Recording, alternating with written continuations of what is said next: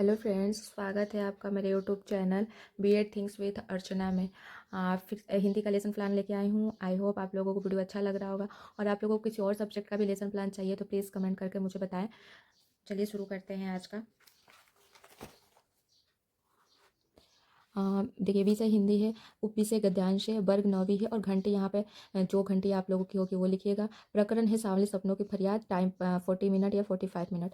सामान्य उद्देश्य में लिखेंगे छात्रों को विभिन्न विषयों के ज्ञान की वृद्धि करना, छात्रों की विचार एवं तर्क शक्ति का विकास करना, छात्रों की रचनात्मकता को जागृत करना। विशिष्ट उद्देश्य में लिखेंगे छात्र लेखक के विचार को समझने में सक्षम होंगे, छात्र इसके माध्यम से प्रति प्रेमियों के बारे में जान सकेंगे, छात्र इस कहानी के प्रति सकारात्मक दृष्टिकोण विकसित करेंगे।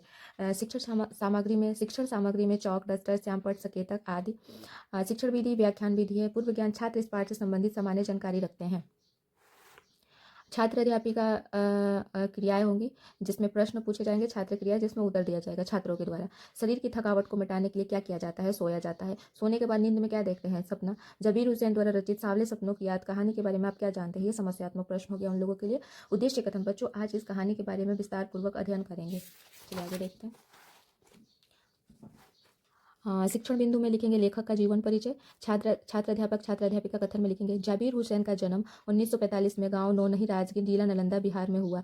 वे अंग्रेजी भाषा एवं साहित्य के प्राध्यापक रहे। उन्होंने सक्रिय राजनीति में भी भाग लिया और विधानसभा के सदस्य, मंत्री और वे सभापति भी रहे। ये हिंदी, अंग्रेजी और उर्दू तीनों भाषाओं में समान अधिकार के साथ लेखन करते थे।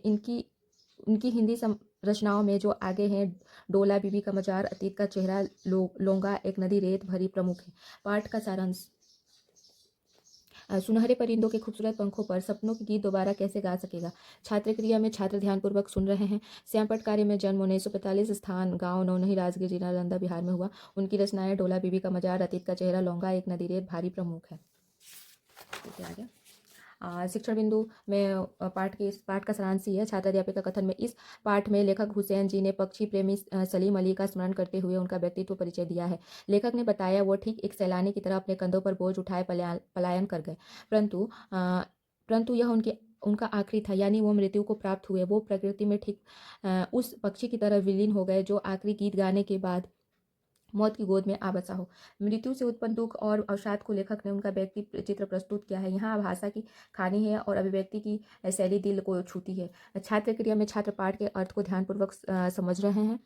श्यामपट्ट कार्य में कठिन शब्दों का अर्थ है गढ़ना, इसका अर्थ होता है बनाना। हुजूम अर्थ होता है भीड़। पलायन का अर्थ होता है दूसरी जगह जाना। आइए आगे देखते हैं। पुनरावृत्ति प्रश्न में है पक्षी किसकी तरह प्रकृति में विलीन हो रहे हैं? सलीम अली का प्रकृति में विलीन होने से तात्पर्य है। मूल्यांकन प्रश्न में पहला प्रश्न है जाबिर हुसैन का जन्म कब और कहाँ हुआ। दूसरा प्रश्न है सलीम अली का आखिरी पलायन कैसे हुआ। गृह कार्य में इस पाठ में लेखक ने सलीम अली के व्यक्तित्व का जो चित्रण खींचा है उसे अपने शब्दों में लिखिए। तो फ्रेंड्स, ये था आज का लेसन प्लान। आई होप आप लोगों को अच्छा लग रहा होगा तो प्लीज़ वीडियो को लाइक, शेयर, सब्सक्राइब करिएगा। और आपको कोई किसी और सब्जेक्ट पे भी चाहिए लेसन प्लान तो मुझे कमेंट करके बताइएगा, अब मैं नेक्स्ट में लेके आऊँगी। Thank you.